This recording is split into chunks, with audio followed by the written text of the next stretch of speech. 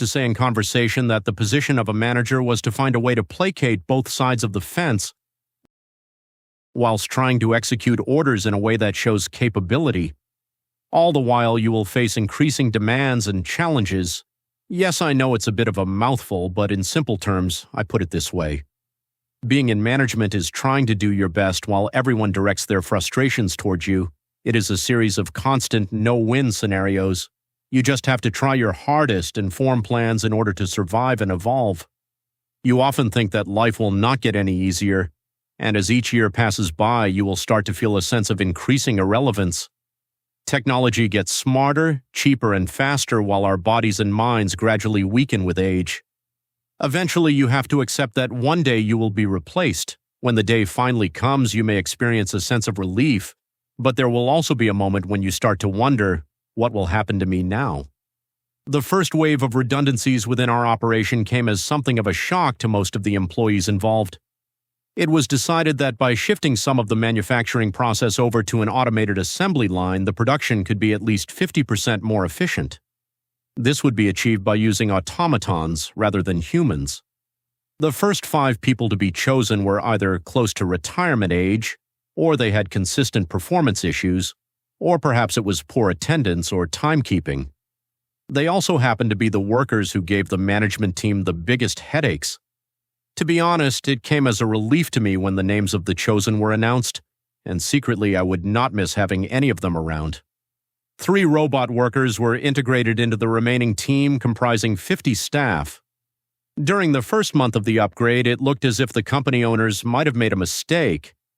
It turned out that some of the programming was off, and the engineers were called in constantly to try to make changes to the core developments. By the time the second month's data was published, the 3 robots' efficiencies had improved drastically, and the finished goods were flying off the production lines in record time. The senior directors were delighted with the improvements, and the engineers were visiting far less. Key performance indicators were reviewed, reports were compiled, and those who counted the beans could see how quickly the investment they had made in these robots would be returned. The statistics were shocking. By the time of the first program upgrade rollout, it was soon calculated that 2 robots could do the same amount of work as 6 human operators. 3 months later, the inevitable happened, and 25 more staff were made redundant as they too were to be replaced with mechanical laborers. Out of the second batch of redundancies, I felt a pang of sadness, and I missed some of the staff with whom I had a good working relationship, but I was happy that the company was smashing productivity records and achieving record levels of profits. The complaints on the production floor had stopped, and the moaning had been eradicated, driven by the fear of redundancy from the remaining workers.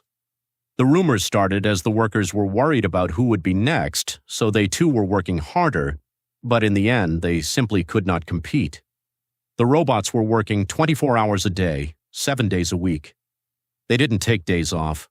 They were never late or sick, and aside from minor services or repairs, they continued to work at ever-increasing speeds. I was assured that the employees remaining on my level of management were safe and that our jobs were not at risk. Someone had to arrange repairs and keep up the regular servicing schedules of the machines, but slowly I could see that parts of my role were being turned over to an AI-powered computer. I knew that it was just a matter of time before my role would become redundant as well. I could not afford to lose my income, as at just 50 years of age, society already considered that I was past my useful years. I knew that I had to do something. Within a month, all of my remaining human operators had been laid off. There were now a team of 12 robots who were working non-stop. That was until the power outages started. You can always find a disgruntled electrician who knows how to cut the power, provided they are justly rewarded, and to ensure that I retained my regular income, the cost of paying off a saboteur was a price that was acceptable to me. One Sunday night, the power to the machines was cut and the operation stopped. The service engineers could not find the fault anywhere, and orders were starting to pile up.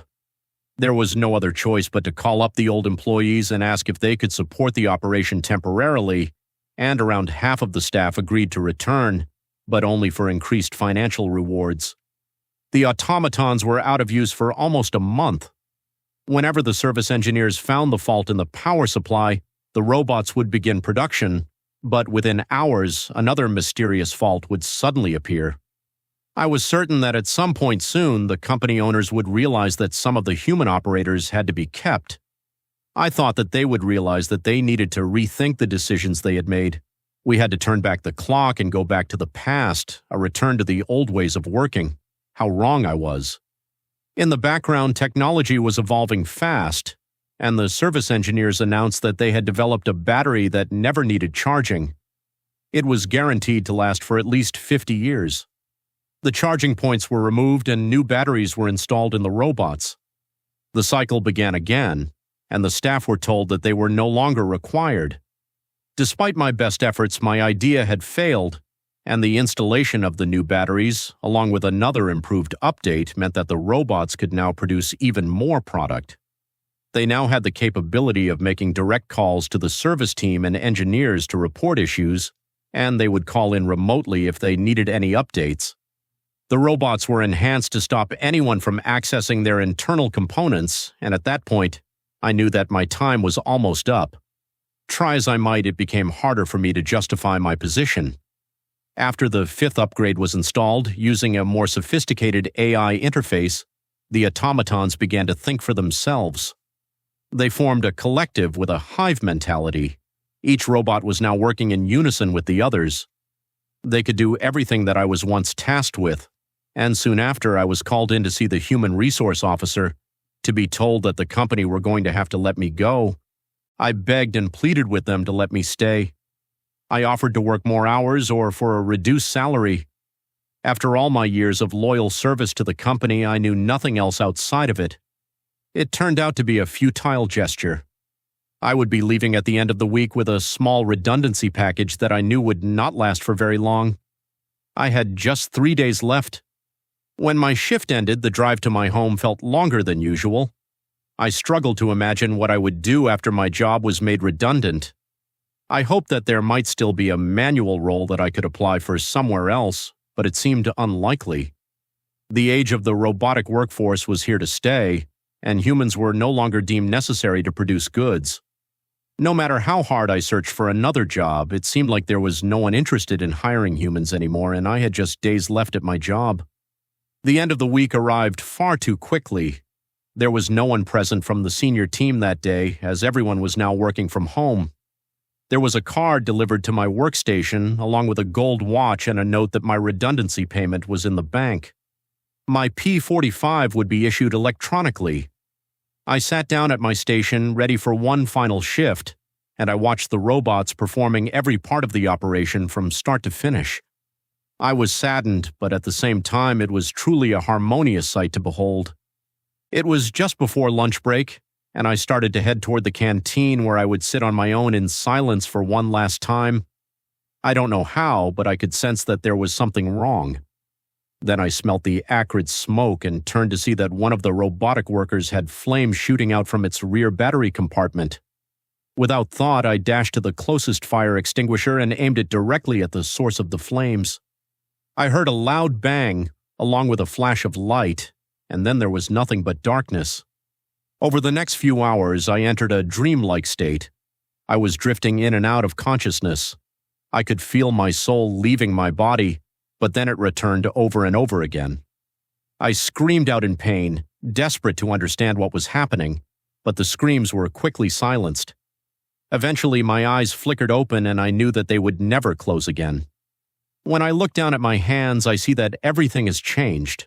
I want to understand, and the AI chip that is now fused with my brain begins to explain the events of the last few hours and then informs me about my new directive. The automaton that caught fire was damaged beyond repair.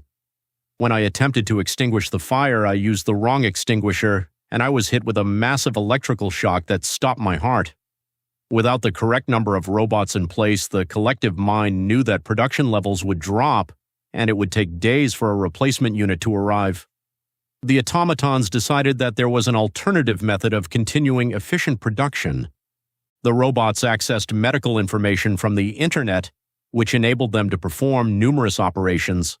This meant that they could continue working with minimal disruption. My body was upgraded with parts from the damaged automaton, and now my directive is clear. I joined the production line and silently continued to work. No one from the senior team ever visits the facility now. They would never be able to understand the change I've been through. My productivity rate has increased by 98%, and knowing that I am still helping the company means that all of my human fears no longer exist.